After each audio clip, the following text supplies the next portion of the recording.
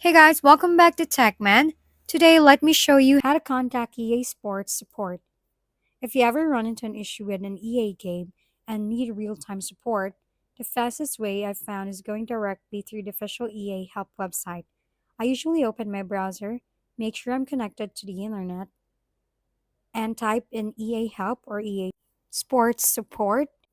The official help page should appear right at the top. Once you're there, you can search for your specific game first.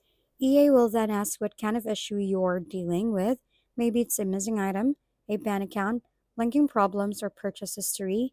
I like that it narrows everything down step by step so you're not guessing where to click. In many cases, you see ready made solutions because other players have reported the same issue before.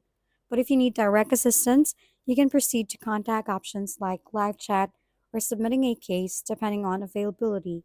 You can also sometimes access support directly inside the game settings, but the EA Help site is the main hub for everything. If we've been helpful, kindly give us a thumbs up and don't forget to hit the subscribe and bell button for more contents. For any questions and suggestions, comment down below.